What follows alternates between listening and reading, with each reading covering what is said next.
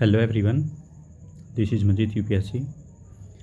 आज मैं आपको मैंने टेस्ट सीरीज ज्वाइन की थी 2019 में, जब मैंने यूपीएससी का मेंस लिखा था। तो और मेरा उसमें कोचिंग की टेस्ट सीरीज़ में रैंक 1 आया था। मेरे 112.5 मार्क्स आए थे, जो कि सबसे ज़्यादा थे। और उस टाइम यूपीएससी में जीएस फॉर एथिक्स के पेपर में जब फाइनल मार्क्स आए तो मैक्सिमम मार्क्स 90 to 94 ही गए थे और मेरे 90 मार्क्स आए थे, which is one of the highest score in India. तो मैं आज आपको बताऊंगा कि एथिक्स के पेपर में आंसर राइटिंग करते हुए हमें कैसे लिखना है। तो मुझे लगा कि मुझे आपको ये डिस्कस करना चाहिए कि हमें किन किन बातों का ध्यान रखना चाहिए जब हम एथिक्स का पेपर लिखते हैं। आई थिंक ऐसी वीडियो पूरे यूट्यूब चैनल पे कहीं नहीं है और ये मैं आपके साथ शेयर करूँगा ताकि ज़्यादा से ज़्यादा लोग इसके बारे में अवेयर हो सकें। जैसे एथिक्स, इंटीग्रिटी, एप्टीट्यूड, ये मैक्सिमम मार्क्स कितने होते हैं? 250 मार्क्स का 3 घंटे के अंदर में वो क्वेश्चन लिखना होता है। There are 19 questions, all are compulsory. Number of marks carried by question part is indicated. जितने मार्क्स का होता है उसके सामने इंडिकेट होते हैं मार्क्स। और ये मेरे नीचे मार्क्स दिए हुए हैं 112.5, ये आप देख सकते हैं स्क्रीन में। नेम ये मंजीत है, रोल नंबर मैंने अपना हाइड कर दिया और मोबाइल नंबर भी। डेट ऑफ टेस्ट की ये थी 19/9/19 को मेरे इवेलेट करके मेरे को वापस भेज दिया था और मैंने 28 को ये लिखा था, 28/09 को। ये मेरे सिग्नेचर हैं, ये इवेलेटर के सिग्नेचर हैं।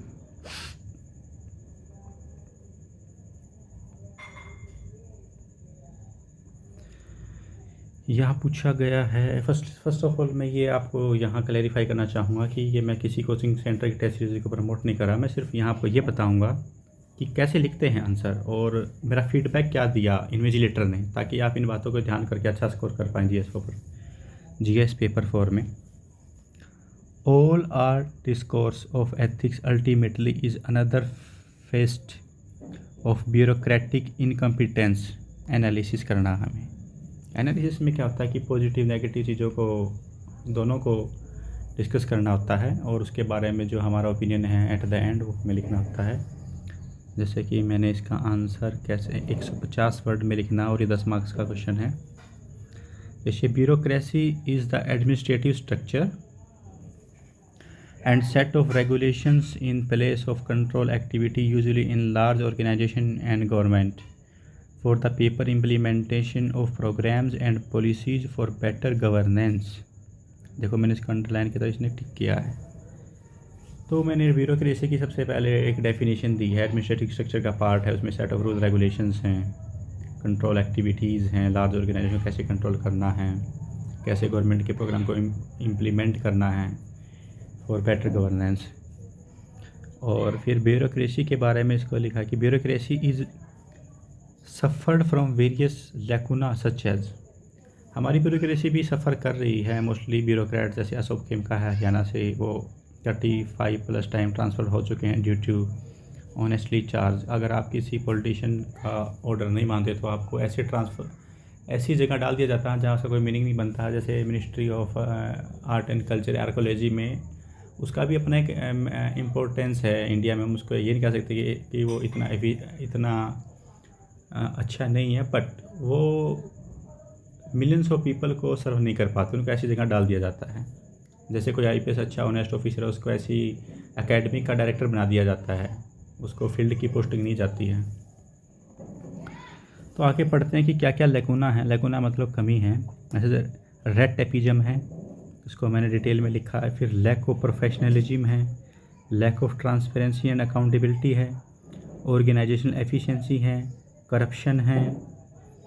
और ये उन्होंने ब्रैकेट में मेरे को कमेंट में दिया है, briefly discuss the attempt made to create and competence of bureaucracy. इन्होंने ये भी कहा कि थोड़ा ब्रीफली ये भी लिख सकते कि कॉम्पिटेंसी ऑफ ब्यूरोक्रेसी की लिख के यहाँ बताइए हमें। तो फिर आगे मैंने क्या लिखा है, वो करप्शन के बारे में थोड़ा और एलेबरेट किया है। आप इसको देख लेना क्या क्या लिखा हुआ है, ताकि वीडियो लंबी ना बने।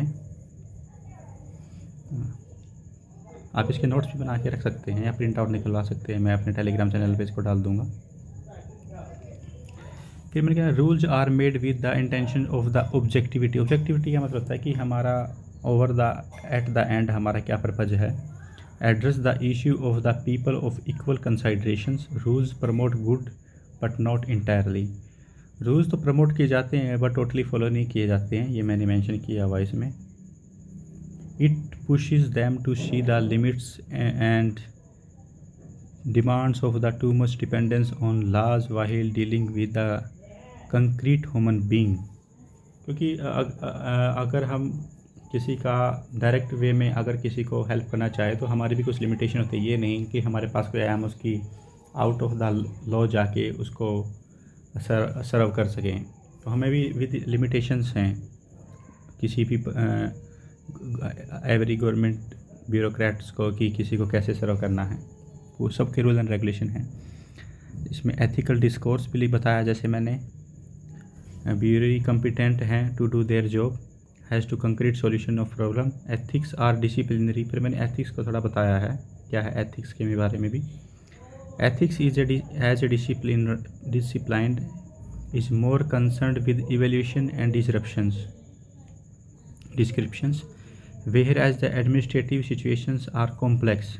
जो एडमिनिस्ट्रेटिव स्ट्रक्चर है हमारा वो काफ़ी कॉम्प्लेक्स है, वो इजी टू अंडरस्टैंड नहीं है। और जो सॉल्यूशंस में भी रिक्वायर्ड हार्ड डिसीजन, जब हम डिसीजन मेकिंग लेते हैं तो हमें इतना इजी नहीं होता, क्योंकि हर चीज़ को पैरामीटर को हमें माइंड करके उसके बाद डिसीजन लेना होता है। तो उन्होंने मेरे को यहाँ देखो गुड लिखा है, उसके बाद लिखा है how discourse on ethics help solve the problems of needs to be discussed. उन्होंने कहा कि इस चीज़ को थोड़ा सा आप और एक दो लाइन में एलोबरेट कर सकते थे। फिर मैंने इसके बारे में एग्जाम्पल लिखा है, एग्जाम्पल में लिखा है displacing people from the ancestral land for the development project. जैसे कोई डेवलपमेंट प्रोजेक्ट हो रहा है, वहाँ पे किसी की एंसेस्ट्रल लैंड थी, या फिर जैसे जो स्टिल ट्राइब के लोग जंगल में रहते हैं वहाँ पर कुछ प्लांट लगाना या फिर मैन्युफैक्चरिंग की कोशिश की जाती है, वह एथिकल पॉइंट आ जाता है। मॉनेटरी कंपनसेशन का आ जाता है कि उनको कितना दिया जाए और कि टाइम बाउंड मैनर में देना होता है। कई सालों तक उनका कंपनसेशन आता नहीं है और वो भी एनफ नहीं होता है। तो यही है कि bureaucracy working is more about the action than words. Actions के बारे में डिस्कस करना चाहिए rather than words. Ethics is not internalise by training. Ethics जो ट्रेनिंग में का पार्ट होती हैं बट वो ऑलरेडी बाई बर्थ ही होती हैं। अब ये नहीं है कि किसी के मन में कुछ और चल रहा है हम उसको ट्रेनिंग दे के उसको ठीक ठाक कर दे, ऐसा नहीं है। अगर किसी के मन में खोट है या फिर करप्शन करने का इरादा है, इंटेंशन हो, तो करेगा उसको, नोबडी कैन स्टॉप। हम उसको बिहाइंड द बार ही डाल सकते हैं आफ्टर सीबीआई इंक्वायरी या जो इंक्वायरी अदर्स इंक्वायरी हैं। Ethical discourse attempt to increase the competence of the bureaucracy are still there are more step need to be taken. देखो मैंने इसके यहाँ लिखा तो इन्होंने मेरे को गुड दिया है, और यहाँ पर हमें और आगे भी कॉम्पिटेंस बनाने के लिए bureaucracy need to step to taken, और इसमें 4.5 मिले हैं आउट ऑफ 10। नेक्स्ट डिस्कस करते हैं क्या क्वेश्चन है। Second question, explain the example how the whistle blowing is both an ethical and unethical act if seems in different perspective. ये भी 150 मार्क्स का 10 मार्क्स का क्वेश्चन है।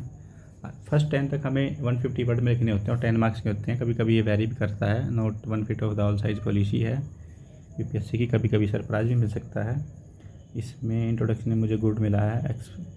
एक्सपोजिशंस ऑफ विसल ब्लोवर मैंने मेंशन किया इसकी वजह से। तो मैं विसल ब्लोइंग के बारे में डिस्कस करता हूँ। Firstly the act of driving public attention to perceive the wrong doing. जैसे कोई रॉन्ग डूइंग हो रही है, जैसे कहीं माइनिंग वगैरह हो रही है, जैसे अशोक खेमका ने हरियाणा में एक पर्टिकुलर जो पार्टिकल रूल कर रही थी उसके अगेंस्ट विसल बॉल किया लैंड डील के रिगार्डिंग, और वो एक अच्छा डिसीजन था उनका, और उसकी वजह से उन्हें काफ़ी क्रिटिसिज्म भी झेलना पड़ा from politicians. And misconduct and unethical activity with an organisation usually by sharing information that is deemed confidential. जैसे कुछ चीज़ें कॉन्फिडेंशियल होती हैं, उनको पब्लिक डोमेन में नहीं रखा जाता है, और उसको फिर विसल बॉल करके दिखाता है कि ये अंडरग्राउंड ये चीज़ें ऐसी हो रही हैं। तो मैंने ये पहले विसल ब्लोइंग की डेफिनेशन दी, तो मैंने इसके बारे में बताया कि इट प्रिवेलेंट मोर इंटेंस, ये फैल रही है more intensely by the proliferation questions about the benefits and risk और बेनिफिट एनालिसिस करते हैं, तो उससे ये विशिंग ब्लोइंग आजकल फैल रही है, क्योंकि करप्शन होगा तो उनको पता है कि एक दिन हम पकड़े ही जाएंगे, तो विशल ब्लोइंग का काम करते हैं एज ए ब्यूरोक्रेट्स। कोई भी कर सकता है, मीडिया वाले कर सकते हैं, पीपल कर सकते हैं। A whistle blower find themself torn between the moral agency best out, जैसे इसके बारे में मैंने डिटेल में ब्रैकेट में लिखा भी है कि प्रोवाइड और gift, virtue of being employ but other hand being a citizen number of the large ethical community. ठीक है, तो मैंने इसका भी एग्जांपल देके समझाया, तो इन्होंने एक एग्जाम गुड लिखा, गुड एग्जांपल। जैसे Manjeet Jangra is an IAS officer who found irregularities in the bridge project में इरेगुलरिटी पाई जाती हैं, और wrote to the senior authority को, पहले वो अपने सीनियर अथॉरिटी को लिखता है और कंसर्न मिनिस्ट्री को भी।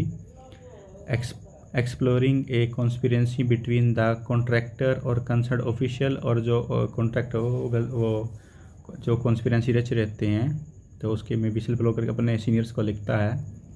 आई need to do effort for bureaucratic procedure of individual capacity के हिसाब से होती है, rather than only complain the senior के नहीं कंप्लेन को या हायर अथॉरिटी को इन्फॉर्म करे, ये एनफ नहीं है, तो इंडिविजुअल और अदर कैपेसिटी भी होती है, हम आउट ऑफ द वे जाके भी इस चीज़ को कर सकते हैं। It is quite possible. उसके बाद क्या है देखते हैं। The company is capable of resolving the issue internally, जो कंपनी होती है उसको वार्निंग दी जाती है और इंटरनली भी उसको सेव कर सकती है। तो मैंने एक एग्जांपल दिया था, how to resolve dilemma. Dilemma में दुविधा होता है, मतलब हम करें या ना करें, कैसे करें, इन फ्यूचर हैपनिंग को देख के और फ्यूचर इवेंट्स को देख के हम इसको एनालिसिस करते हैं, क्योंकि इसको कैसे रिजॉल्व किया जाए। Despite of presence of legal safeguard भी होते हैं हर ऑफिसर के पास। Once of wrong doing become public, organization often focus the attention toward the whistle blower. Intention क्या है विशल ब्लोअर की, ये भी देखा जाता है। पर्सनैलिटी क्या है उसकी, ये भी देखी जाती है। उसका वर्क रिकॉर्ड कैसा रहा, ये नहीं करप्ट ऑफिसर है वो विशल ब्लोअर से कोई यकीन नहीं करेगा। अगर कोई सीनियर ऑफिसर करता है, तो मतलब ऑनेस्ट ऑफिसर करता है, तो उस पर ईजिली अगर रिलायबल है तो उस पर किया जाता है। तो sometime manager miss use it for self serving, इसको जैसे मैंने इसके ऊपर डिस्क्राइब किया गया है। लॉयल्टी के बारे में भी डिस्कस किया गया। Loyalty is an important value, should not be placed above once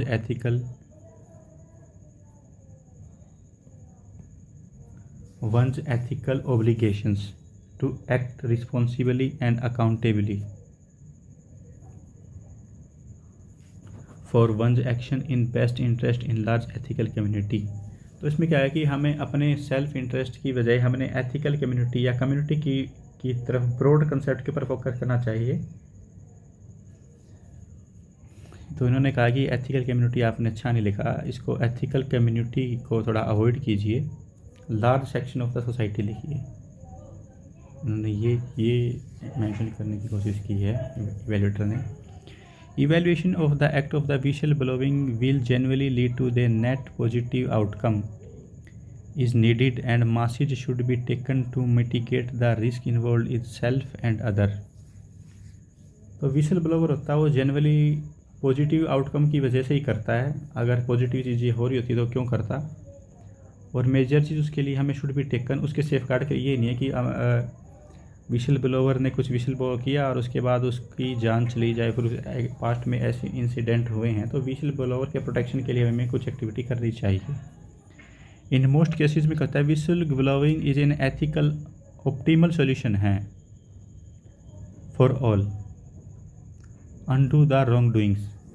जैसे क्या होता है कई बार हम खुल के सामने नहीं आ सकते, या जैसे कुछ लिख के प्राइम मिनिस्टर, चीफ मिनिस्टर जो रिलीवेंट CBI है उनको लिखते हैं, या चीफ जस्टिस ऑफ इंडिया को लिखते हैं, सुप्रीम कोर्ट के जज के, हाई कोर्ट के जज को लिखते हैं कि मेरी जान का खतरा है, बट मैं इसको डिस्क्लोज करूँ, उसमें नाम नहीं छापा जाता, एनोनिमिटी होता है। एनोनिमिटी में नाम नहीं छापना। तो वो ऐसे भी हम अपना विशल ब्लोइंग कर सकते हैं as a bureaucrats. Whistle blowing is a personal choice होती है। अगर किसी को लगता है कि ये गलत हो रहा है और हमें इसको आवाज़ उठानी चाहिए, तो ये पर्सनल चॉइस होती है। Increase the moral autonomy, individual responsibility, individual responsibility होती है और मोरल रिस्पॉन्सिबिलिटी को इन्हांस करती है, but need to first collect solid evidence. Solid evidence के बिना कोई नहीं मानेगा, तो सॉलिड एविडेंस कलेक्ट कीजिए and making sure that internal mechanism are tried first. और जो हमारे इंटरनल मैकेनिज्म है जैसे कंप्लेन बॉक्स है और चीज़ें हैं, सेम विंडो सिस्टम है, और जो जो चीज़ें हैं अपने सीनियर से पूछ के, अपने जो जूनियर भी हो सकता है जो वेल एक्सपीरियंस हो ऑलरेडी जिसने किया, तो उससे पूछ के हमें ये फर्स्ट उसको कंफर्म करना चाहिए इंटरनल हो सकता है नहीं। अगर ये इंटरनल नहीं हो सकता तो then out of the box सोच के हमें उसको कर देना चाहिए, raise the one's intention letter. तो इसने मेरे को कमेंट दिया, emphasise on the need to maintain a balance between the personal organisation ethics. तो उन्होंने कहा कि पर्सनल एथिक्स भी होती हैं, ऑर्गेनाइजेशन एथिक्स, उनको बीच में बैलेंस मेंटेन करके लिखिए आप इसके बारे में। और मेरे को आउट ऑफ 10 4.5 मार्क्स मिले हैं। नेक्स्ट क्वेश्चन क्या देखते हैं अभी आपके सामने, ये रहा स्क्रीन के ऊपर। An organisation is made of human resources and social constraints and culture play a more important role than the mere management principles. How can integration between the two be introduced in an organization to maintain a healthy work culture? तो ये 150 words में लिखना है और 10 marks का question है। पहले 10 question 10 ही marks के होते हैं जनरली। ऑर्गेनाइजेशन के पहले मैंने ऑर्गेनाइजेशन के बारे में एक्सप्लेन किया, फिर एक एग्जांपल दिया क्योंकि एग्जांपल से चीज़ें क्रिस्टल क्लियर हो जाती हैं। फिर मैंने management principle of an organisation के बारे में लिखा है और नीचे अंडरलाइन भी लिखा है। ऑर्गेनाइजेशन का मैंने लिखा good direct activity, goal the direct activity are coordinate rationally by assignment of duties and responsibility. Organization होता है a number of two more than 2 person comes together और कुछ ड्यूटी सर्व करे या उनकी रिस्पॉन्सिबिलिटी है, कोऑर्डिनेट के साथ काम करे। ऑर्गेनाइजेशन जैसे एग्जांपल दिया मैंने, गवर्नमेंट एजेंसी में cooperative human efforts taken place with formal organisation के द्वारा लिए जाते हैं। In our society is also organisation. Society, जिस सोसाइटी में हम रहते हैं ये भी एक ऑर्गेनाइजेशन का हिस्सा है। जैसे एग्जांपल है स्कूल्स, हॉस्पिटल्स। मैनेजमेंट के प्रिंसिपल ऑफ एन ऑर्गेनाइजेशन मैंने मेंशन किए हुए हैं और अंडरलाइन भी किया हुआ है। तो उसके बाद फिर मैंने लिखा हुआ है role of the social constraints and cultural factors, कि उसके पीछे सोशल क्या क्या इशू हैं या कल्चरल कौन कौन से फैक्टर हैं। तो इन्होंने मेरे को देखो यहाँ गुड दिया हुआ है, आपने मैनेजमेंट प्रिंसिपल भी यहाँ डिस्कस किए हैं, आप इसको पढ़ सकते हैं। आप इसके खुद के नोट्स भी बना सकते हैं। अगर आप लिखोगे जो मैंने लिखा हुआ है उसको आपको एक आइडिया आ जाएगी कैसे आंसर लिखते हैं। अगर आपको मेरी हैंड राइटिंग नहीं समझ में आ रही हो तो मैं बोल बोल के आपको बता सकता हूँ, कमेंट सेक्शन में आप लिखना और आप देख लेते हैं कि कैसे अटैम्प्ट करते हैं। मैं आपको ये शो करना चाहता हूँ यहाँ, जैसे मैंने ये नोट ओनली को थोड़ा मेंशन किया है, फिजिकल और वेजेस के अंदर अंडरलाइन किया है। ये थोड़ा एक ये हो जाता है कि अटेंशन वर्ड है, इन पर ध्यान दीजिएगा। उसके बाद मैंने एग्जाम्पल भी दिया है, 1847 की रिवोल्ट हुई थी रिलीजियस मैटर के ऊपर, तो मैंने इसको थोड़ा ऐसे डिटेल में एक्सप्लेन किया गया है। तो इन्होंने बोला कि गुड एग्जाम्पल। और फिर मैंने इसके बारे में बताया कि integrations for a better work culture, और तो उसमें मुझे 5 मार्क्स मिले हैं आउट ऑफ 10। ठीक है, तो कैसे अटैम्प्ट करना है मैं आपको ये दिखा रहा हूँ यहाँ, और मेरा कोई मोटिव नहीं है यहाँ इसको। अगर मैं बोल बोल के हर एक वर्ड का आपको समझाऊंगा तो ये काफ़ी लंबी बन जाएगी वीडियो। मेरा जस्ट ये मीनिंग है यहाँ कि आपको आंसर लिखना कैसे है। नेक्स्ट क्वेश्चन पे आ गए हैं, जैसे कि विदाउट लीडरशिप। ये जैसे मैं क्या करता हूँ कि जो मुझे लगता है कि कीवर्ड है मैं उसको अंडरलाइन कर या सर्कल बना के टिक कर दिया। Without leadership from the top any attempt to achieve major ethical concern. जैसे मेजर एथिकल कंसर्न इसमें एक कीवर्ड हो गया, टॉप एक कीवर्ड हो गया। In an organisation is bound to fail, ये बाउंड टू फेल वाला कीवर्ड हो गया। अगर टॉप ऑर्गेनाइजेशन, अगर टॉप जो हमारी मैनेजमेंट है अगर उसमें ही एथिकल रिफॉर्म नहीं किए जाएं लीडरशिप के अंदर, तो हम बाउंड टू फेल, हम फेल हो जाते हैं। इसमें कोई राइट नहीं है। अगर जो ग्राउंड लेवल पे स्टाफ है वो तो हो ऑनेस्ट, टॉप लेवल पे ऑफिसर बैठे हैं अगर वो करप्ट हो तो ग्राउंड वाले भी क्या करेंगे, उनके प्रेशर में आके उनको ट्रांसफ़र कर दिया जाएगा, या फिर उनको ज़्यादा टाइम तक ऑनेस्ट बनाने के लिए मजबूर नहीं कर सकते, या उनको कितना ही ट्रेनिंग दे लें ग्राउंड स्टाफ को, वो नहीं होगी कि उनके ऑफिसर ऑलरेडी करप्ट है तो वो भी करप्ट ही बनना चाहेंगे। तो तो एक सीधा सा है कि पहले टॉप वाले ही उसको एथिकली वे में रिफॉर्म हो गया, अपने नेचर के अंदर आए, तो नीचे वाले ऑटोमेटिक ही ग्राउंड लेवल पे एग्जाम्पल मिलेगा और वो भी एथिकल हो जाएंगे। Elaborate on the leadership role displayed by the Lee Kuan Yew in Singapore. इन्होंने कहा है कि एलोबरेट कीजिए, ये एक एग्जाम्पल लीडरशिप रोल किया गया था by Lee Kuan Yew in Singapore में। तो सबसे पहले मैंने ये लिखा है कि leadership gives a sense of direction to the organisation he leads. Leadership का मतलब है सेंस ऑफ डायरेक्शन देती है कि हमारा फ्यूचर में क्या हमारा गोल है इस ऑर्गेनाइजेशन के लेके। तो देखिए मैंने यहाँ ही लिखा है, उन्होंने लिखा कि आप पैट्रिकल माइंड सेट के हो, वैसे मैं ऐसा हूँ नहीं, बट मेरे वर्ड्स में शो हो रहा है। तो मुझे यह क्या लिखना था, हैश लगा के, और शी भी लिखना था, ही और शी, ठीक है। उन्होंने लिखा कि पैट्रिकल माइंड सेट है, एक्चुअली वैसे मैं हूँ नहीं, लेकिन मेरी राइटिंग में शो हो रहा है। तो अगला बंदा तो ये सोचेगा ना कि ये पैट्रिकल माइंड सेट का है, बायस और रिफ्लेक्ट। तो ही और शी लिखना चाहिए था मुझे, या पीपल लिखना चाहिए था।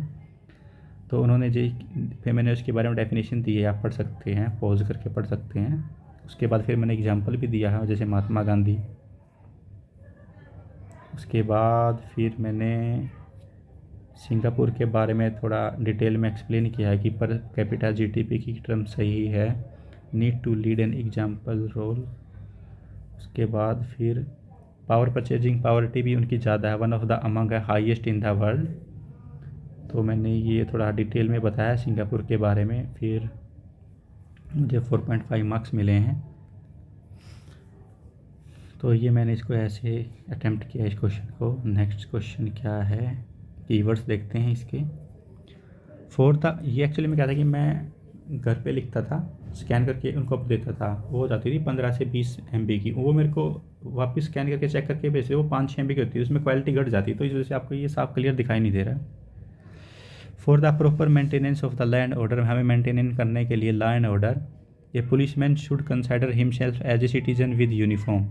क्या होता है कि ये नहीं कि आप यूनिफॉर्म पहन लिया, आप पुलिस ऑफिसर हो तो आप यू आर द गॉड नहीं हो, आप पार्ट ऑफ द सिटीजनशिप हो और उसका आपको रिस्पॉन्सिबल सिटीजन हो रहा आप। A citizen as a policeman without uniform, तो ये बताया गया है एक पुलिसमैन को, या ऑफिसर है, या IPS लेवल का ऑफिसर है, DGP लेवल का रैंक का कोई ऑफिसर है, तो उसको सबको as a common human being सोचना चाहिए कि उनके पास पावर है, मतलब जस्टिस दिलाने के लिए लोगों के लिए। तो प्रॉपर मेंटेन कैसे हो लॉ एंड ऑर्डर, ये डिमांड ऑफ द क्वेश्चन है। तो इसको डिस्कस करो, डिस्कस में positive negative way forward conclusion ये चीज़ें लिखनी होती हैं। तो मैंने पहले ये लिखा कि लॉ और एंड ऑर्डर, देखो लॉ एंड ऑर्डर मेंटेन के लिए अलग एक सेपरेट एजेंसी होनी चाहिए, और फोरेंसिक जांच, जैसे कोई क्राइम हो जाता है वहाँ फोरेंसिक इन्वेस्टिगेशन के लिए अलग ब्रांच बना देनी चाहिए, ताकि उसमें एक्सपर्टीज आए फोरेंसिक जांच में और ईजिली जस्टिस हो पाए। तो ऐसे मैंने इसके बारे में लिखा होगा, अभी देखते हैं। कन्वेंशनल पॉलिसी लिखी है, कन्वेंशनल पॉलिसी मेथड जैसे इनएडिक्वेट है, क्यों है इनएडिक्वेट, मैंने बताया सेंसिटाइजेशन होना चाहिए पुलिस को, पार्टिसिपेट अप्रोच करना चाहिए in policy making. Citizen are unwilling to report a case, जैसे सिटीजन के पास कोई ग्रीवेंसेज है, वो अनविलिंग है किसी भी रिपोर्ट को दर्ज करने के लिए। उनको पता कि अगर पुलिस स्टेशन में जाएंगे, अगर कोई वहाँ हमारा केस दर्ज करने के लिए हमें रिश्वत मांग ली गई या फिर पैसे ऑफ़र किए गए, तो हम कैसे वहाँ, उनके पास ऑलरेडी वो हैं नॉलेज नहीं है, या फिर ऑलरेडी दुखी हैं और आगे जाके और रुपये की कैसा सिस्टम होगा, तो और इनएफिशिएंट हो। तो पुलिस आर सीम इनएफिशिएंट, हमारा जनरल परसेप्शन ये है कि हम पुलिस को इनएफिशिएंट ही मानते हैं, बाइस्ड मानते हैं, इंडल्ज इनटू करप्ट प्रैक्टिसेस, क्योंकि डेली न्यूज़पेपर हम ऐसा नहीं है, सभी पुलिस ऑफिसर एक जैसे नहीं है, डिफरेंट काइंड की दुनिया, जैसे हमारी 5 उंगलियां, उनका साइज़ अलग अलग है, लेंथ अलग अलग है। तो हमारा जनरल परसेप्शन ये बना हुआ सोसाइटी में, जैसे ह्यूमन राइट्स हो गए, वायलेशंस हो गया, कस्टोडियल डेथ होगी, फेक इनकाउंटर हो गए।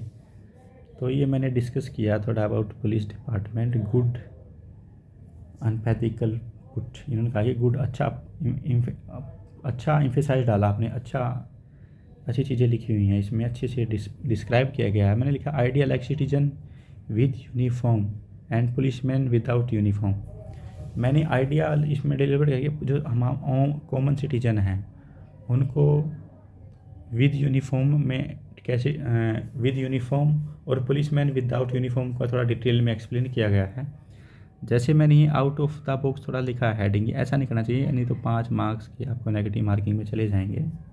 ऐसे बिल्कुल भी नहीं करना है। अभी गाइडलाइंस आई हैं यूपीएससी की, तो मैंने यहाँ लिखा कम्युनिटी बेस्ड अप्रोच, डिसेंट्रलाइजेशन, ये मैंने कुछ चीज़ें बताएं, extra sensitisation to the people, तो ये थोड़ा मैंने इसमें लिखा, तो आप देख लेना, पॉज करके पढ़ लेना।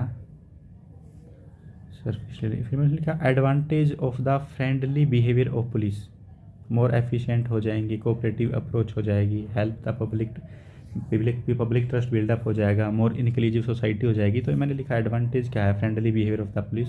फिर चैलेंजेस भी लिखा है, एक्सेस पार्टिसिपेशन की जैसे excess risk of taking by the citizenship हो जाएगा, और distorts of social contracts by diluting the responsibility of the state. Nicely statement answered लिखा मुझे, यहाँ नाइसली मिला है।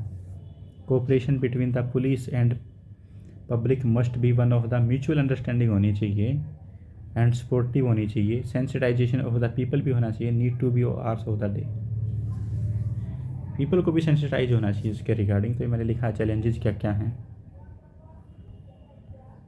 5.5 मार्क्स मिलते, वन ऑफ द गुड। आगे नेक्स्ट क्वेश्चन 6 पे आ गए हैं, difference between the treating a work as a career, जैसे कोई वर्क उसको as a career and as a calling. Calling का मतलब है कैरियर और business. How would you like to treat your inspirations to of become a civil servant. आप ये पूछा है कि डिफरेंस बताइए पहले तो कैरियर में, as a career, as a calling क्या है, और एस्पिरेशन बताइए टू बिकम ए, आपकी सिविल सर्वेंट आप क्यों बनना चाहते हैं और कैसे बनोगे। तो मैंने एलिबरेट यूर थॉट्स, मैंने अपने थॉट्स बताए हैं। Civil servant as a career consider become the social prestige के लिए किया जाता है। देखो सबको बताता है कि आप अगर सिविल सर्वेंट बनोगे तो सोशल प्रेस्टीज तो आ ही जाएगी, वेलफेयर फॉर द कंट्री तो होगा ही अगर आपकी गुड इंटेंशन है, more people of the people participation होगा, गोल ओरिएंटेड आप काम करोगे, रादर देन प्राइवेट ऑर्गेनाइजेशन में क्या होता है कि प्रॉफिट ओरिएंटेड होता है सिस्टम, वहाँ पर सर्व द सोसाइटी तो माइनर लेवल पे होता है, बट मेन ओरिएंटेड को किसी भी ऑर्गेनाइजेशन को देख लो, प्राइवेट ऑर्गेनाइजेशन को प्रॉफिट ओरिएंटेड ही है। तो फिर मैंने उसको बताया कि वर्क एज ए कैरियर, तो प्रोफेशनल ड्रीवन है ये, स्पेसिफिक इंसेंटिव है like money, Prestige, opportunity for money का मतलब कि अच्छी खासी डिसेंट सैलरी होती है, इसमें ये नहीं है। तो उसके बारे में मैंने एम्फेसाइज़ किया। उसके बाद फिर मैंने लिखा है कि कंपैरिजन किया, इसके मेरिट्स क्या हैं, इसके डीमेरिट्स क्या है, ठीक है। फिर मुझे वर्क एज ए कॉलिंग के बारे में, एज ए कॉलिंग के बारे में इसको डिस्क्राइब किया है। नेक्स्ट कैसे लिखा है, तो फिर मैंने इसके एज ए कॉलिंग के बारे में मेरिट लिखे हैं, फिर डीमेरिट लिखे हैं। आप पॉज करके इसको पढ़ सकते हो, आई थिंक ये एचडी में देखना इसको, तब अच्छे से आपको विजिबल होगा, आप नोट्स भी बना सकते हैं इसके। और ये फिर मैंने इसको डिटेल में एक्सप्लेन किया। 4.5 million need to be elaborate on how you will take a call in things, इन्होंने मेरे को थोड़ा सा बताया है।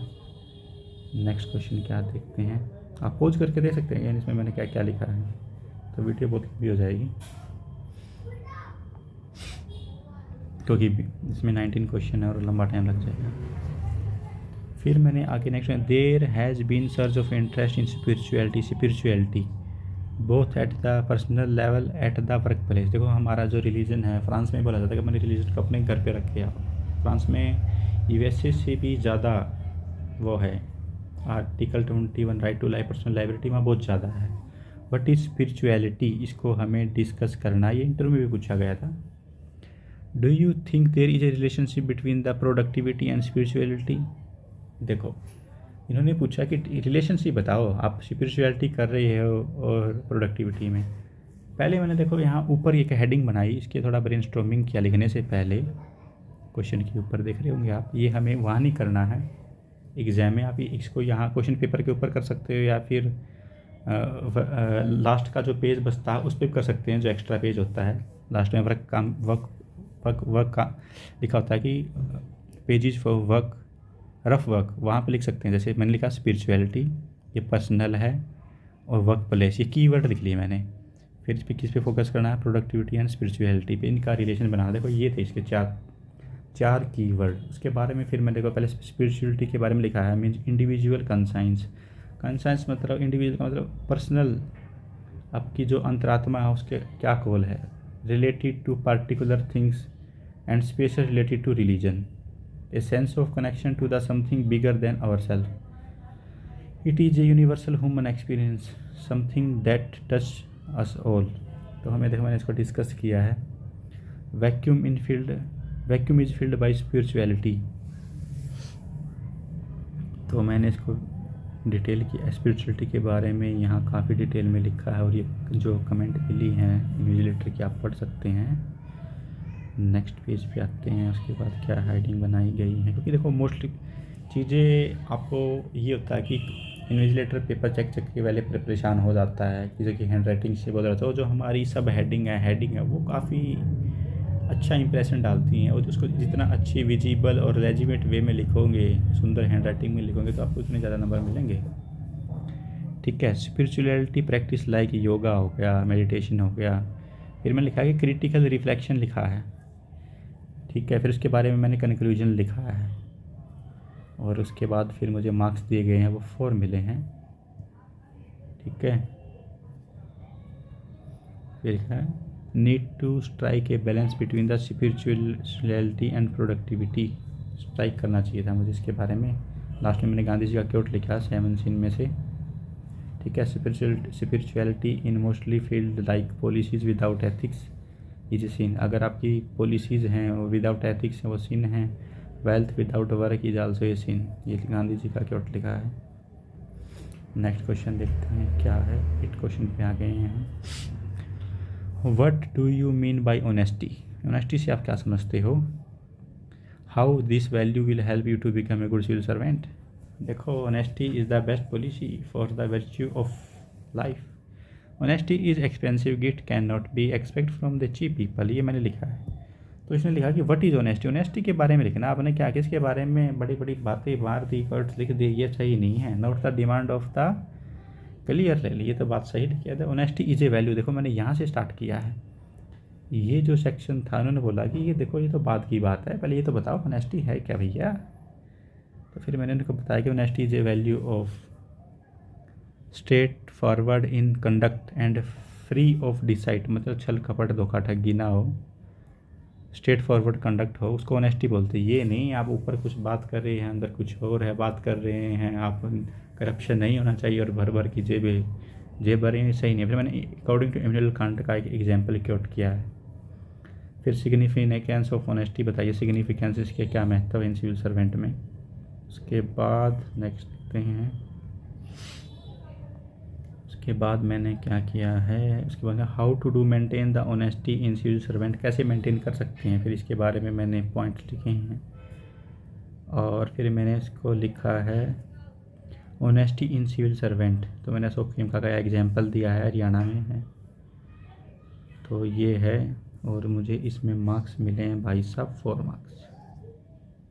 इनकी ने कमेंट दिया, ये पेंसिल में उन्होंने मेरे को कमेंट में मेंशन कर रखा है, इसको देख लेना क्या क्या है। नेक्स्ट क्वेश्चन पे आ जाते हैं। क्वेश्चन नंबर 9 क्या है, पढ़ो इसको। Dedication and motivations can get people far in life.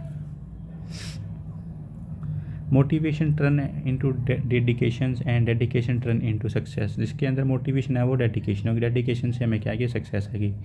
List the step need to be taken in civil servant motivate to achieve a welfare in the society. Challenges, step needs का मतलब क्या है, हमें challenges लिखने हैं, challenges also. और related to success, motivation का क्या रिलेशन, ये इसमें कीवर्ड क्या क्या हो गए। सबसे पहले हमें इन पे फोकस करना है। Motivation, dedication and step need to be taken for welfare of the society by civil servant. देखो यहाँ गुड इंट्रोडक्शन लिखा है, क्यों, मैंने सबसे पहले कीवर्ड को एक्सप्लेन किया है। What is motivation means driving force, internal चीज़ है मोटिवेशन, एक्सटर्नल नहीं है, फॉर ए पर्टिकुलर टास्क। ठीक है। तो मैंने डिटेल में ही दिया है। फिर उसके बारे में मैंने डिस्कस किया वह चीज़ डेडिकेशन। देखो डेडिकेशन है मीन मतलब mindset, strategy, commitment, sacrifice, withstand the adversities in order to achieve it देखा। फिर उसके बाद मैंने बिग डिफरेंस बता दिया क्या क्या है मोटिवेशन में, डेडिकेशन में, इन एक्शन। तो वेल कनेक्टेड लिखा है। अच्छा, तो आप पॉज करके इसको पढ़िएगा क्या लिखा है। नेक्स्ट मैंने इसको कैसे अटेम्प्ट किया है। फिर लिखा है मैंने challenges in front of the bureaucrat. फिर चैलेंजेस किया है, यहाँ गुड मिला है और 4.5 मार्क्स मिले हैं। ठीक है, नेक्स्ट पे चलते हैं। नेक्स्ट क्वेश्चन 10 है, outside obligation on the public servant. Outside obligation भी होते हैं भैया, to be ethical and moral correction, ethical and moral, fail to improve the ethic in public service rather than conscience of individual, need to be enlightened, what step you will take to enlighten your conscience, मतलब अंतरात्मा, पुण्य विवेक of the अपन की जो soul होती है, ethically correct while a servant. 150 word में लिखना, 10 marks का क्वेश्चन है। सबसे पहले देखो मैंने यहाँ एक नलन कमेटी है बहुत ही फेमस, उसके बारे में रिकमेंडेशन डाली है। क्या बात है, अब तो मार्क्स मिलने ही हैं। कमेटी को रिकमेंड कर दिया। ओवर टाइम मनी में measures have been taken to impose ethical standard over time, many measures is नहीं many है।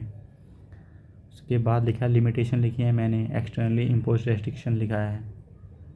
आप इसको देख लेना कि क्या कमेंट डाला है इन्होंने। कंसाइंस के बारे में लिखा है, is the sense of the moral goodness of one's own conduct intention character together with a feeling of obligation to do right और गुड। उसके बाद फिर मैंने यहाँ रीजन है, फॉलोइंग रीजन्स के बारे में बताया कि enlightenment conscience can be a better guide to make ethically correct decision due to the following reasons. फिर मैंने रीजन डिस्कस किए गए हैं। Steps need to be taken मैंने यहाँ पर फिर लिखे हैं और इसमें 4 मार्क्स मिले हैं। नेक्स्ट देखते हैं क्या है क्वेश्चंस। ये आगे 150 मार्क्स का 10 मार्क्स का क्वेश्चन है। 11th क्वेश्चन पे आ गए हैं। What do you understand by compassion in the context of public welfare. देखो जो कीवर्ड है, देखो मैं देख रही हूँ, मैं इसको सर्कल कर रहा हूँ ताकि जब मैं आंसर लिखूँ तो मैं इसको ब्रेनस्टॉर्मिंग कर जाऊँ कि मैं उससे बियॉन्ड ना जाऊँ लिखते हुए क्वेश्चन से। कंपैशन है, पब्लिक सर्विस है, how to dehumanization as a key principle of Weber bureaucrats different from compassion. Weber का जो की प्रिंसिपल है वो कैसे डिफर है कंपैशन से, ये हमें डिस्कस करना। सबसे पहले मैं वेबरियन ब्यूरोक्रेसी एंड डीह्यूमनाइजेशन के बारे में लिखा है।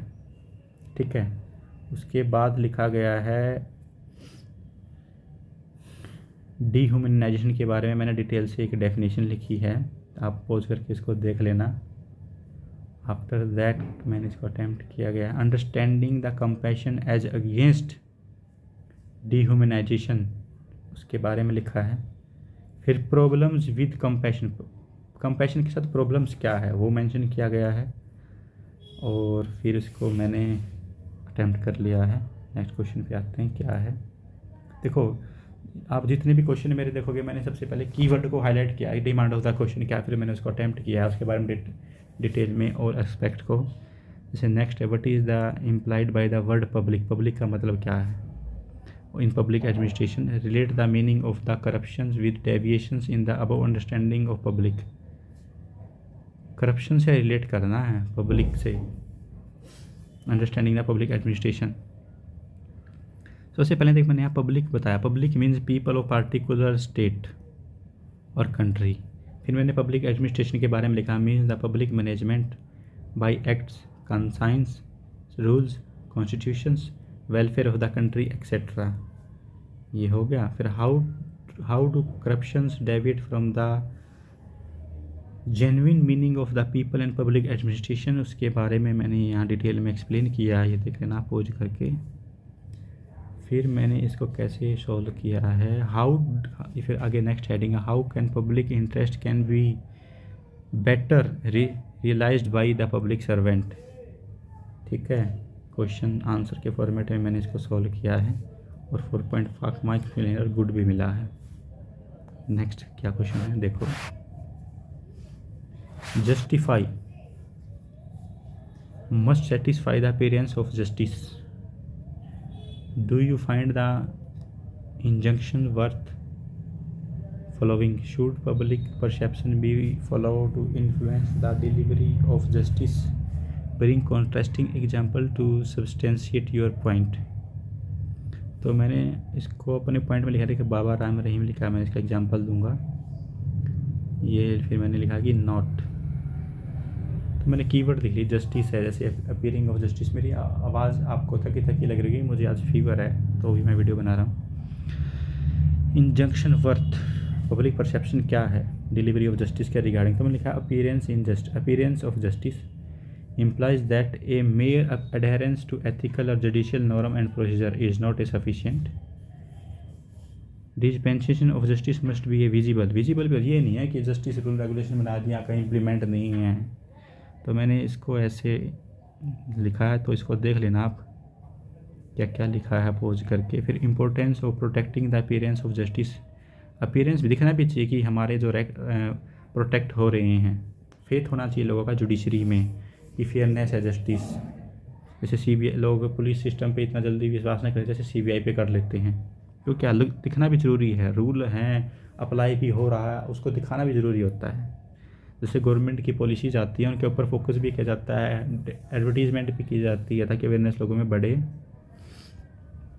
नेक्स्ट क्या है, नेक्स्ट एग्जांपल दिया फिर मैंने इसका बाबा राम रहीम का कि कितने ही बड़े आप आदमी क्यों ना हो, इवन प्राइम मिनिस्टर ही क्यों ना हो, आप अंडर जुडिशरी आते हैं, अंडर द रडार, आपने कुछ करा गलत किया, यू विल बी पनिश्ड। फिर मैंने सेकंड एग्जांपल दिया सलमान खान का चिक्कारा डियर केस में, ये देख लेना। उसके बाद फिर मैंने लिखा justice is the supreme virtue, we need to just approach for maintain the harmony peace in society rather than biasness only public perception think. 4.5 marks मिले हैं। नेक्स्ट क्वेश्चन क्या है ये देखिए आप। अब आ गए सेक्शन बी, इसमें है केस स्टडीज़। केस स्टडीज़ में क्या है, हमने सबसे पहले कीवर्ड को हाईलाइट करना है, फिर हमें उसमें क्या क्या करना है। देखो डिमांड ऑफ द क्वेश्चन क्या है, question carefully read the question carefully, study the case presented and the answer the question that followings. तो although India is the amongst the fastest growing economies in the world, fastest जैसे इसमें keyword मिल गया हमें, it is still 1/3 मतलब 33% of the world illiterate है, पढ़ा लिखा नहीं है, अवेयर नहीं है अपने राइट्स को लेके। India being a mixed economy, mixed का मतलब सोशल और कैपिटल जो इकोनॉमी होती है उनका मिक्स्ड है, गवर्नमेंट प्राइवेट दोनों सेक्टर हैं। Needs government benefit the intervene in the area of the education because the education driven by profit oriented, education फिर प्रॉफिट ओरिएंटेड ये कीवर्ड है। तो फिर उसके बारे में लिखा है कि quality of the more Indian children are in school than ever before, अब नंबर ऑफ स्टूडेंट की बढ़ रही है, but the quality of the government school has sunk to speculating low level. Government का स्कूलों का इंफ्रास्ट्रक्चर है ही नहीं। जैसे मैं भी गवर्नमेंट एग्जाम में कई बार सेंटर आ जाते हैं, मैं देने जाता हूँ एग्ज़ाम, तो भाई साहब उनकी टेबल तक हिल रही होती हैं, तो लिखूँगा मैं कैसे। कई बार तो होता है कि वो एमआर शीट कैंसिल ना हो जाए, पेन ना फिसल जाए, तो इंफ्रास्ट्रक्चर बहुत कम है। दिल्ली में केजरीवाल मॉडल तो अच्छा इंटरनेशनल लेवल पे भी फेमस हो गया है। मैं किसी पार्टी को फेवर नहीं करता, ना ही क्रिटिसाइज़ करता, जो चीज़ें हैं वो फैक्ट बता रहा हूँ। The children in these school come from the poorest of families, तो गवर्नमेंट स्कूल में तो देखो पुअर फैमिली के बच्चे ही जाएंगे। Those who cannot afford to send away their young even as it has promoted high quality government financed university, कुछ government university हैं जो फिनेंस्ड हैं, हाई क्वालिटी एजुकेशन है, जैसे आईआईटी के इंस्टीट्यूशंस हैं, एम्स के हैं डॉक्टर फील्ड में, या जैसे डीयू यूनिवर्सिटी भी, या कोई अच्छी यूनिवर्सिटी हैं central level. It in the light of the green picture of the public schooling in India, green picture इसमें कीवर्ड है, जो मैंने ये सर्कल किए हुए कीवर्ड है, ताकि जब मैं आंसर लिखूं तो beyond the orbit, David orbit का मतलब क्या, बियॉन्ड द क्वेश्चन जाके ना लिखूं। तो India has a legacy of weak schooling in its young even as it has promised high quality government finance university, तो हाई क्वालिटी गवर्नमेंट यूनिवर्सिटी तो है, इसमें कोई डाउट नहीं है। In India, suppose you are a district collector and you are a group of poor people approach to make an aware about the pathetic condition of the public school in their areas. आप DM हो, poor people आते कहते हैं कि वहाँ facility available नहीं है, तो आप क्या करोगे, ये पूछा जाएगा आगे. I think they handed over a letter that contain 5 problems regarding the dismal the state of the schools that is the lack of hygiene. 5 problem बताए इन्होंने. देखो 5 प्रॉब्लम्स, ये मैंने इसको क्या किया, कीवर्ड में हाईलाइट कर दिया है. Lack of hygienic toilet facility specially for the girls. Girls के लिए सैनिटेशन फैसिलिटी वहाँ नहीं है. As there are common toilet only. Common toilet है फॉर, ये तो भाई बुरी चीज़ है, बहुत ही ज़्यादा क्रिटिकल सिचुएशन है. Non availability of cleaning drinking water. पानी नहीं है तो वहाँ तो स्मेल आएगी, तो हाइजीनिक प्रॉब्लम होगी. Lack of proper security. Security भी नहीं है, जैसे बाउंड्री की वाल ना हो. एब्सेंट टीचर, एब्सेंट रहते हैं. रूड बिहेवियर है टीचरों का, स्टाफ का with student. Because of such problems often parents are not sending their children. अब पेरेंट्स ने अपने बच्चों को भेजना ही बंद कर दिया है. ड्रॉप आउट्स, देखो मैंने इसको under, drop outs rate is so high हो रहा है. बच्चे छोड़ के स्कूल घर बैठ रहे हैं या चाइल्ड लेबर कर रहे हैं. Your education minister is also expect something correct. Education minister वो भी आपसे चाहता है कि आप कुछ करो. From you as he has to answer the local people and media. Local public और मीडिया में एजुकेशन मिनिस्टर की आंसरेबिलिटी और पूछते हैं क्वेश्चन, वो भी चाहता है कि आप कुछ करो about this issue with respect to such problem. ये प्रॉब्लम है. How will you go through the providing solution. How, कैसे आप सोल्यूशन प्रोवाइड करें. To show that your action में become example for other to learn.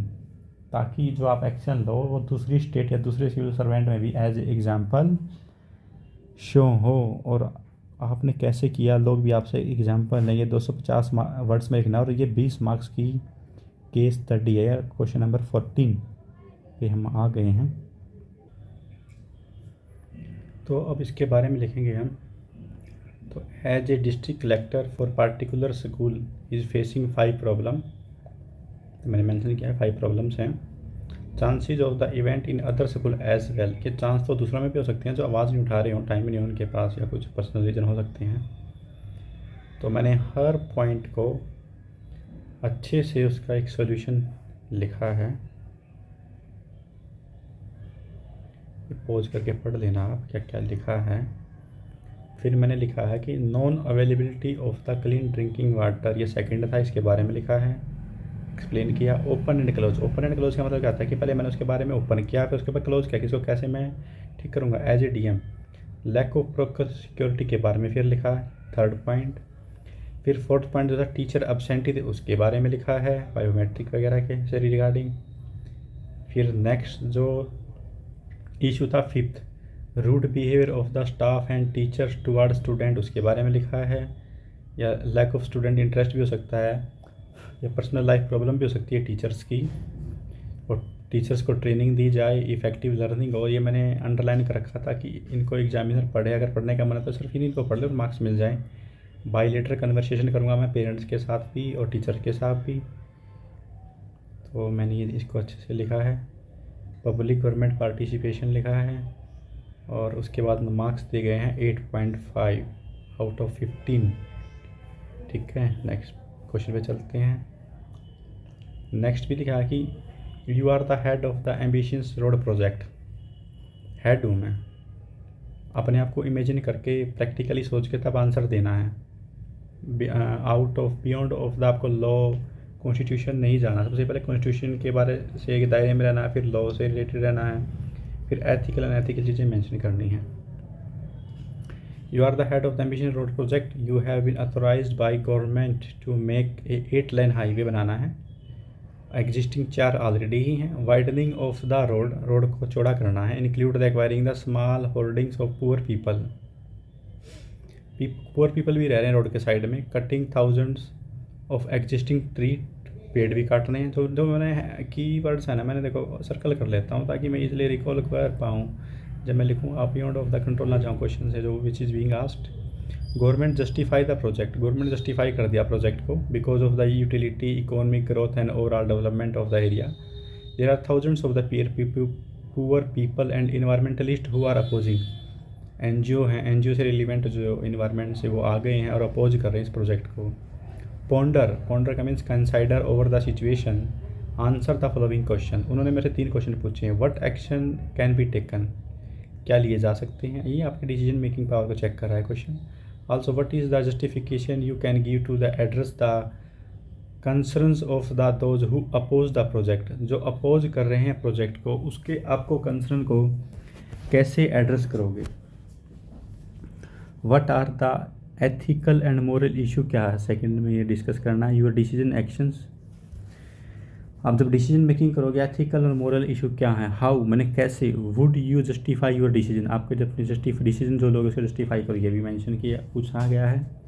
Third question है what is the alternative course of action. Alternate क्या हो सकते हैं, merit और डीमेरिट बताना उस एक्शन के। One of you can take so these to prevent the land acquisition and cutting the tree. Alternate भी बताना है, उसके मेरिट डीमेरिट भी बताने हैं।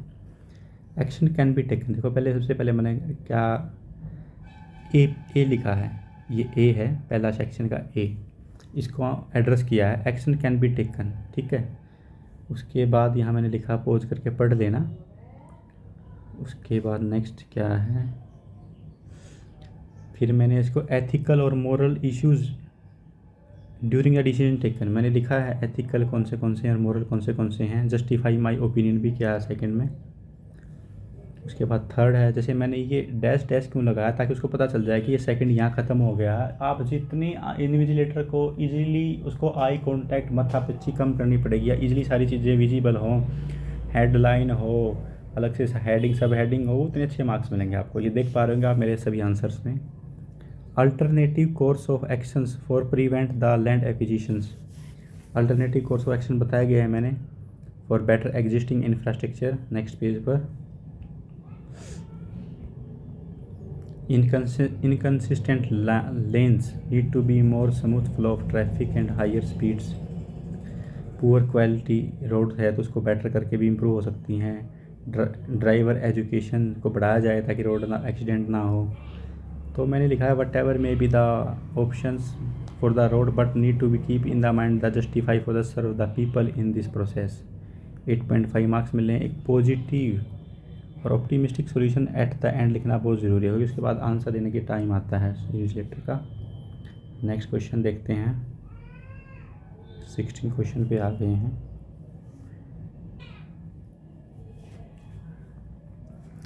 You are the middle rank officer in ministry, known for your honesty, honesty के लिए जाने जाते हो आप, इंटीग्रिटी के लिए सबको साथ लेके चलते हो। You find that the private secretary of the minister suggest you to deal with a certain matter in a particular way. When you tell him that the suggestion is against the government rule, अगर आप अपने उसके private secretary को बताते हो minister के, उसका पीए भी बोल सकते हैं, पर्सनल असिस्टेंट होता है, अगेंस्ट द गवर्नमेंट रूल, ये तो अगेंस्ट है गवर्नमेंट का रूल की। He confirm that he is a desire of the honourable minister, कहता है कि ये तो मिनिस्टर की डिज़ायर है, आप कर दो, कोई दिक्कत नहीं है। Following option can come in your mind to deal with the problem, आपके माइंड में ये ऑप्शन आए हैं, 4 ऑप्शन दिए गए हैं। As a private secretary PS to confirm in writing, ये ले सकते हैं। Meet your senior officer and seek her suggestion and guidance, senior officer से मिलिए आप, उनकी सजेशन एंड गाइडेंस लीजिए। सेकंड ऑप्शन ये है। Refuse the offer to private secretary and stick to the rule only, ये एक्सट्रीम वर्ड होगी, only हो गया, एवरी हो गया, ये एक्सट्रीम वर्ड है, इसको हमें कभी भी फेवर नहीं करना है। Bring the matter in to record में suggest that the rule may be change to accommodate the view minister.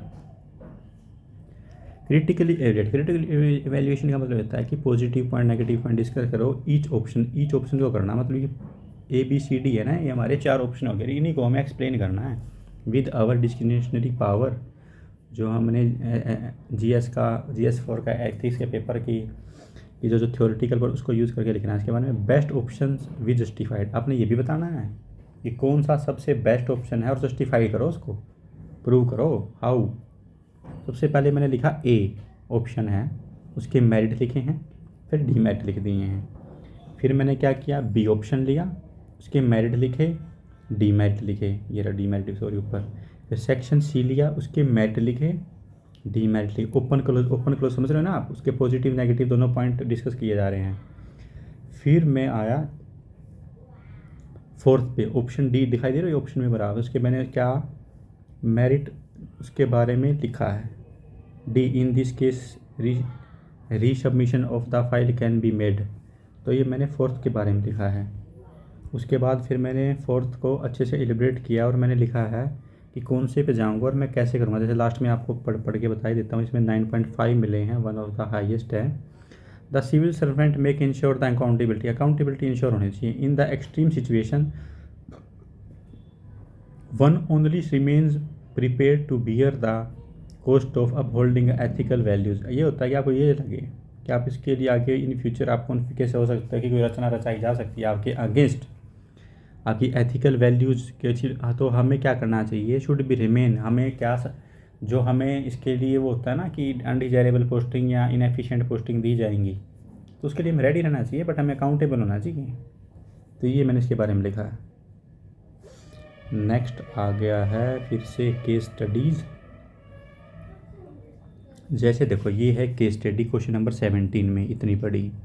मैंने सबसे पहले क्या किया, इनकी केस स्टडी में जो जो लिखा हुआ मैं अभी पढ़ूंगा तो ये बोरिंग सा भी लग रहा है आई थिंक, जो मुझे पर्सनल फील हो रहा है। मैंने आपको दिखाने का इस टेस्ट का सिर्फ यही मोटिव है कि आपको ऐसे ही लिखना है, तभी आप टॉप कर पाओगे। ये लोकल पॉलिटिशियन होगा, देयर मेरिट CEO, तो मैंने क्या देखा, आई एम CEO मैंने ऊपर बना लिया, जो छोटा सा पेज बचता क्वेश्चन में, I am CEO not any union local politician create pressure there man in jobs management deny efficient transparency deny only based local के कोर्सी फोर्स है, local point threaten to top official, local inside premise, company does not favour extreme force, ये मैंने लिख लिया, keyword लिख लिए मैंने। फिर अज्यूम यू आर CEO, और मैं CEO बना दिया कंपनी का, अब IAS ऑफिसर नहीं हूँ, मैं CEO हूँ कंपनी का। What would you do to diffuse the situation, पहले ये पूछा गया ए। फिर बी पार्ट डिस्कस करना है, what could be the long term situation क्या है, two issue discuss in the case, every solution action that you suggest will have a positive and negative impact on your CEO। आप long term जो solution लोगे आपके ऊपर positive negative impact क्या होंगे as a CEO। And employees and performance of the employ, analysis the consequences of each suggestion actions, और हमें analysis करना है कॉन्सिक्वेंसेज क्या होगी, 20 मार्क्स का 250 वर्ड्स में लिखना है। सबसे पहले as a CEO I will do the following steps to diffuse the situation. देखो मैंने पहले स्टेप्स दिए गए हैं इसमें, जैसे 1 2 3 1 2 3 इसके आगे लिखा हुआ है, ठीक है। पहले मैंने स्टेप्स ऊपर मेंशन कर दिए, उसके बाद क्या किया है कि 4 स्टेप मेंशन कर दिए मैंने। उसके बाद लिखा फिर बी जो उसका पार्ट था, देखो ये डैश का मतलब क्या है कि ये खत्म हो गया, बी पार्ट चालू हो गया यहाँ से। बी पार्ट के बारे में जो लिखा है कि following steps for long term situation solution के, लॉन्ग टर्म सोल्यूशन के लिए मैं कौन से स्टेप्स लूँगा, A 1 2, इसके बारे में मैंने डिटेल से यहाँ लिखा हुआ, पॉज करके पढ़ सकते हैं। 3rd 4th मैंने 4 बता दिया कि ये एक्शन ले सकते हैं हम। Merit of the above suggestion, merit लिखे हैं अबो सजेशन के, फर्स्ट के इंस्ट्रक्शन विल बी क्रिएटेड, फिर सेकंड के मेरिट लिखे हैं, ठीक है। फिर मैंने क्या किया, मेरिट लिखे क्योंकि मैंने क्या किया इसमें ओप्ट किया कि मैं अबो सजेशन के जो 4th था उसके मेरिट लिखे हैं। फिर एट द एंड मैंने क्या लिखा है, उसके डीमेरिट ये लिख करके नीचे, ठीक है। और मुझे कितने मार्क्स डी मिले, गुड आंसर लिखा है, 10.5 मार्क्स लिखे हैं, which is one of the good.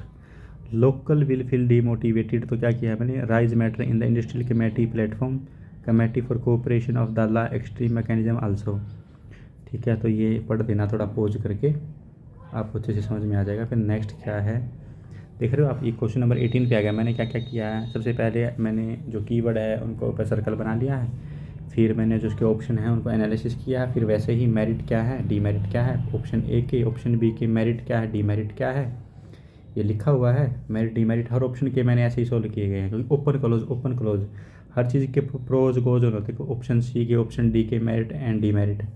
फिर ई था जो 5वां ऑप्शन था उसका मेरिट एंड डीमेरिट। ठीक है, उसके बाद मैंने किया कि finally course of the action will be depend upon the time of the event, situation क्या है, पीपल प्रेजेंट दैट टाइम। तो मैंने ये लिखा है, इसको थोड़ा पोज करके पढ़ देना कि क्या क्या लिखा है। और इसमें 8.5 मार्क्स मिले हैं। और ये जो कमेंट दे रखी इन्होंने, आप इस पर भी थोड़ा सा सोच सकते हैं कि कमेंट कैसी दी होगा, हमें क्या क्या जो मैंने कमियाँ की हैं उनको भी मैं कैसे इम्प्रूव करूँ। लास्ट क्वेश्चन आ गया है 19। जैसे मैंने ऊपर ये बना लिया है एक कीवर्ड, बॉय है, फादर है, ब्लैक मनी है, वर्सेस ड्रिंकन करता है, तो ये बना लिया। उसमें 2 ऑप्शन दिए गए हैं, तो मैंने उसको ऑप्शन ए को 1 2 3 जो एथिकल इशू है इन्वॉल्व है केसेस में, वो मैंने लिखे हैं। मैं एथिकल इशू क्या क्या है इसके अंदर, ठीक है। फिर बी है, मैंने उसके बारे में डिटेल में किया गया है, लिखा गया है। फिर ऑप्शन सी है, उसके बारे में। ऑप्शन 4 है, ऑप्शन 5 है, ऑप्शन 6 है, ये लिखा हुआ है। उसके बाद मैंने क्या है, ये इसके पूरा डिटेल में लिखा गया है, तो आप इसको पढ़ना। मेरा इसको दिखाने का मतलब, देखो ये इन्विजिलेटर ने यहाँ गुड लिखा है, these option have an impact on the father, तो मैंने ऑप्शन दिए गए हैं इम्पैक्ट ऑन द फादर पे डलते हैं, और मुझे 9 मार्क्स मिले हैं। और एट द एंड अगर हम फर्स्ट पेज पे चलें, आप देख पाएंगे कि मुझे सबसे ज़्यादा मार्क्स मिले हैं। तो मेरा इस वीडियो का बनाने का मोटिव यही था कि मेरे पास फ़ोन आते हैं मेरे जूनियर्स के या मेरे कलीग के या फिर किसी के भी रिलेवेंट मतलब रिलेटिव हो या कोई फ्रेंड की फैमिली से कोई हो, तो यही है कि मैं एक वीडियो बना के डाल दूँ यूट्यूब पे और सब देख लें कि कैसे आंसर लिखते हैं GS4 का, क्या क्या डिमांड है क्वेश्चंस की, आंसर की कैसे फॉर्मेट में लिखना चाहिए। और आई होप ये वीडियो आपको बहुत अच्छी लगी हुई होगी, तो आप इसको एक लाइक और एक अच्छा सा कमेंट ज़रूर कर देना। और सब्सक्राइब क्या आपके ऊपर डिपेंड है, करो या मत करो, उसकी ये आपकी इंडिविजुअल कंसाइंस के ऊपर छोड़ दिया, GS4 के ऊपर छोड़ दिया आपके। ठीक है, thank you watching my video very patiently and good day, good luck, thank you.